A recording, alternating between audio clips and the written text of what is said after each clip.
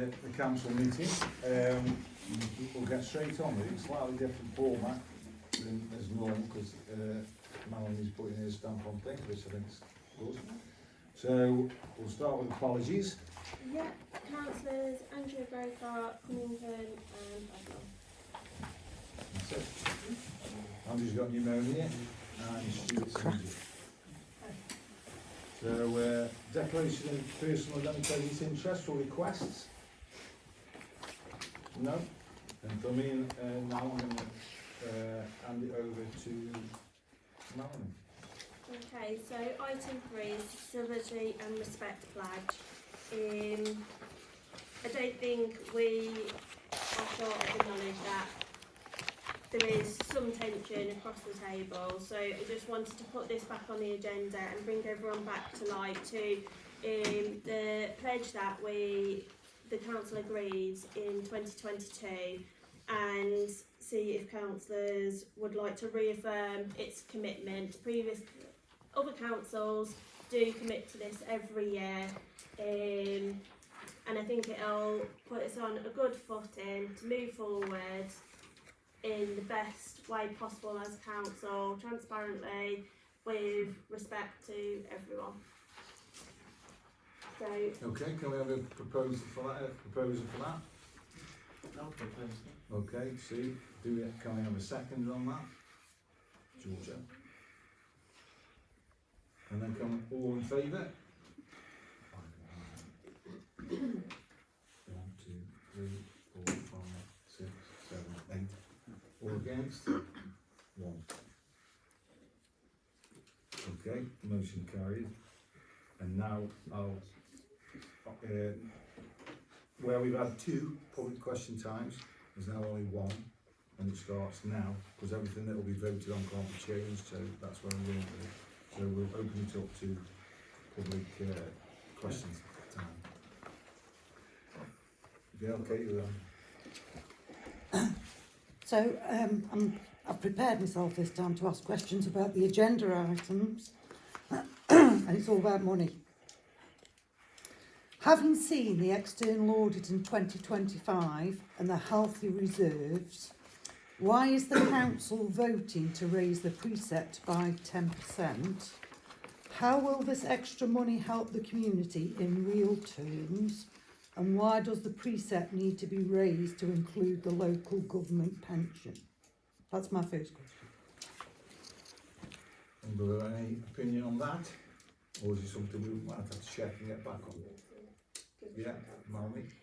yeah, so one of the items that we've looked at is transferring of assets. So as you may be aware, Staffordshire Moorlands won't exist in a few years' time, and the unitary councils will come into play, which could bring could take local assets much further away, and people are looking after assets in our local community that have got no interest in this area. So one thing that we're looking at is putting a reserve away, so if we want to take any of those assets on, we can take them on and look after them locally and make sure that the community is supported in that asset. So for example, other councils are looking at taking over playgrounds, allotments, or buildings that are owned by either the county or district level, and making sure they stay local and looked after in the right manner. Also looking at changing the website. The website isn't accessible at the minute and doesn't meet the regulation of WCAG 2.2AA. And along with that website, there's a lot of different add-ons so that we could do resident surveys and it populates the data. There's bookings on there to help with the community centre. There's different options with that, and then also the finance system comes with a whole host of free training for not only myself but all of the councillors on various topics, not just on finance. With regards to the pension, I'll be open and honest with you. Quite a lot of councils, they use the local government pension scheme. That has been the case in this council. It did get changed with the previous clerk, and that is a discussion that happened in Finance Committee regarding pension going forward. Could I make a follow-up question about the assets? Yes. So that's my next question. Why is the council saving money for possible asset transfers by increasing the precept when residents already contribute through their council tax to the district council for those assets and for the maintenance of those assets? Will the district council not only transfer the assets but the money collected from council tax by residents to the district council? So there is already restrictions and regulations, and I'm sure Councillor Moore might be able to say more, but the district and county are not allowed to just give over assets. And there has to be a consultation for, I think it's over 100,000k. However, it can't just transfer it over with no monetary value. The government at London have stopped that already and have put processes in place. Obviously, we don't want to raise what you're already paying and look like it's being double taxed, so I totally understand where you're coming from. However, there's going to be a harmonisation of council tax around the region, and we don't know what that's going to look like, and many councils are reserving funds in case we need to look after something. So it's trying to future-proof us and not put the precept up by a great deal. So where in the south unitaries have already happened, some parish councils have gone up by 300% in 1 year alone, and that's not something we want to do. We would feel absolutely awful, I'm guessing all councillors would agree, of putting the precept up on an unmanageable rate. So yes, I can see where you're coming from, but it's trying to foresee what could happen, especially where we may be with Stoke-on-Trent, which obviously doesn't have as much money to spread around the area, which means money might not come to us as much. We need to protect ourselves, really. She's not joking there, is she? Thank you for being honest, thank you. Okay. Anybody else? Yeah, thanks. What will the council do to make financial decisions more transparent and ensure future spendings are justified? Also, when will contractors be reviewed and competitive tenderings used to ensure value for money? For example, like the grass cutting. Yeah, well, you've looked at all the financial records, so you have got a much better. I'd like to say I'm hoping to show that I've already started trying to be a bit more transparent, and hopefully this is the right step forward. One of my morals is to be transparent with residents and just be open and honest. So hopefully going forward there'll be more transparency if you feel that's missing. In regards to contracts, it is on my to-do list. There is, especially the electricity, we're out of contract, so I need to look at fixed rates for that. And the contractors, we obviously will have to look at that as well. So it is on my to-do list to do a full list of contractors when we're up or if we're out of contract and relook at them. So it's on my radar. Just bear with me. I've got a lot to get through. And I'd like to have all councillors be totally behind that. Anybody else? Yeah. You paid the previous clerk amounts totalling over £600 during her sick leave. You made recent large payments to the previous clerk and 3 legal firms. There is a presumption that the council has insurance cover. Please explain the payments and how you arrived at the decisions on them. How did you avoid a conflict of interest in arriving at your decisions? And why use the reserves rather than insurance? unfortunately, payments to staff members is a confidential matter as to why those different payments were made and legal fees. Unfortunately, we can't comment on that at the moment. All I can say is, like with all of our accounts, they will be audited by internal and external audit. So if they find any issues, then they will raise it. But as far as I can see, all the paperwork matches That's for the good. payments. Thank you. Anybody else? Yeah, sorry. Yeah. The general power of competence, I know it's been raised by parishioners quite a few times in the last few months.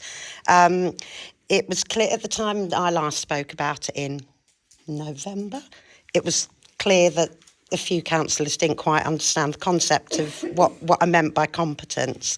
But I can see on agenda, I think it's item 22, general power of competence is covered, where it's evident that despite the parish council not possessing general power of competence, that you proceeded to purchase the garages prior to establishing, agreeing and voting on under what legislation you're going to use to do that. So going forward, my understanding is that you don't currently have general power of competence, which is a status that is of value not just to the council but to the community as well.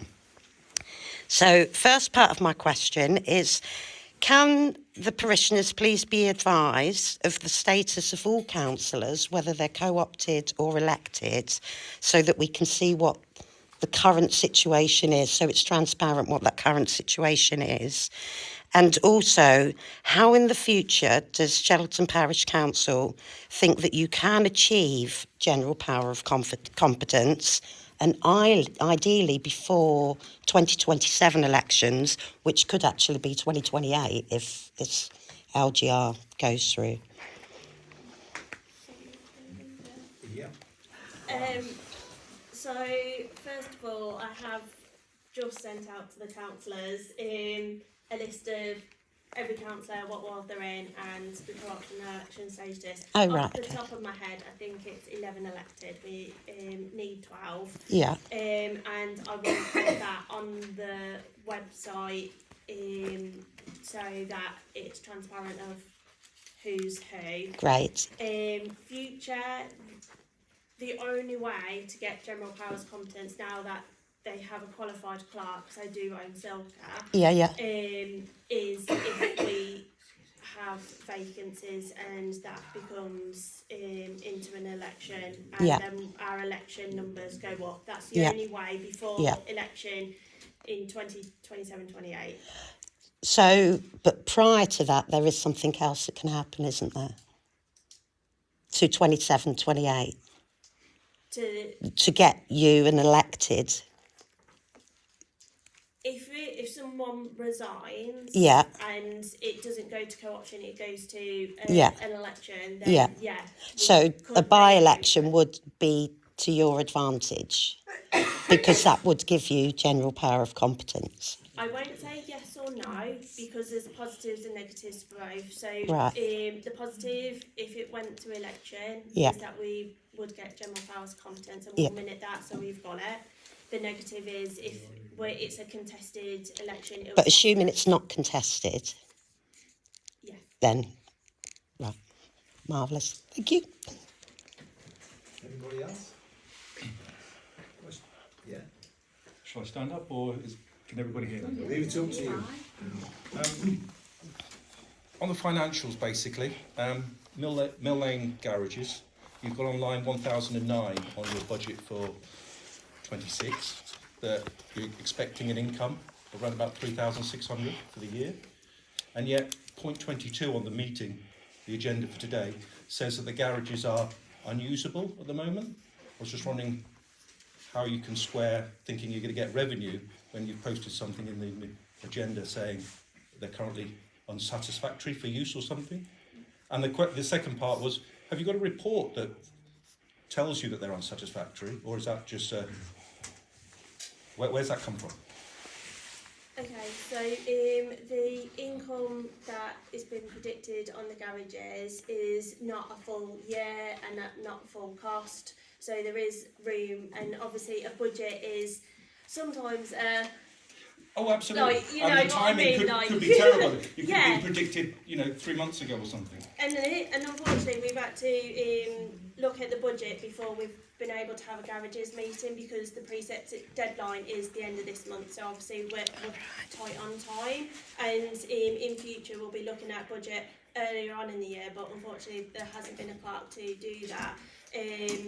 In regards to the state of the garages, I'll be totally honest, it was just feedback from a previous meeting where they said it looks like we might need to do some work to the garages. So it's just what I've heard is that we may have to do some work. So it's no chartered surveyor, it's no inspection, it's no report like that, it's something else. Hearsay. Yeah, it's Okay, it's that's fine. That's fine. it's more like an instinct gut feeling, and with what people have said in the local area. So, but it'll get looked into more. But as I say, we just kind of had to go on the best information we had at the time for the budget. Of course, there's other things discussed about the garages, the council needs to discuss before the criteria for getting them. Yeah, but I've noticed that the public are barred from going to that. I'm not sure of that one. So Yeah, it's again in all that documentation, which is great, by the way. You've done a really smashing job. Yeah. I must, Yes, absolutely. Yes, It brilliant. took me ages to read it all. Yeah. And I didn't realise how much scrolling I needed to do. But it's all there, which is great. So But, the garages meeting is a closed meeting Yeah. to the public, just so we can have an open and frank discussion between councillors, but no decisions are going to be made, and then it'll come to full council, and what we've came together as a collective, united council, sure. what I'm we just want thinking to about put the word forward, and transparency, that's all. then you can have your full say on what we've come together as a plan. Yeah. Okay. Any more? Last chance. Okay then. So I'll open the meeting back up and pass it over to Melanie. Okay, so number 5, minutes of the meeting. So I've attached all of the minutes of the meeting. So the first one is to accept and confirm the minutes of the Finance Committee on the 13th of January 2026 as a true and accurate record. Okay, so have a second for that. Yeah. 1, 2, 3, all 4. 1. Can you keep your hands up? 1, 2, 3, 4, 5. Anyone against? No. It's fine. It's 4 at 4 who was at the meeting. So we're on. So next up is to confirm and accept the minutes of full council on the 16th of December 2025 as a true and accurate record. Propose for that, please. I'll propose him again, he's there. Have a second for that. second that, Yeah. All 4. 1, 2, 3, 4, 5. Yeah. 6, 7, 8. Yep. Anybody against? No. Okay, well done, we'll just initiating all that. Yeah, yeah. Then to move on to the standing orders meeting of the 16th of September 2025 as a true and accurate record. I know this was quite a while ago, but it hasn't been officially signed off, so that's why it's on now. Number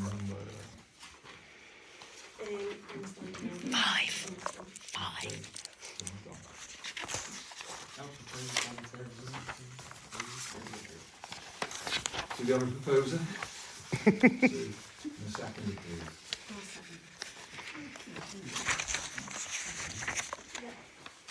All in favour?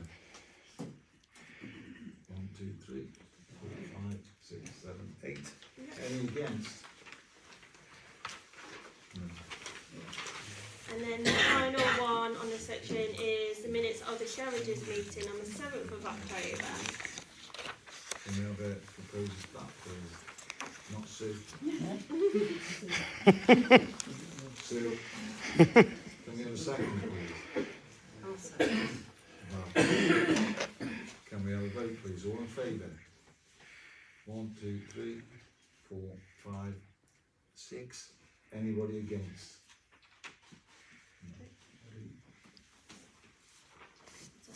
So just let's pause 1 second so we can sign these off while on record.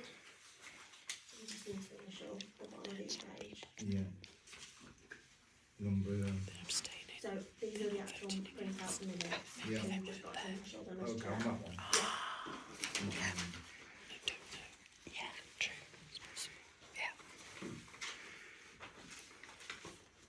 And that one. We've got initial and sovereign.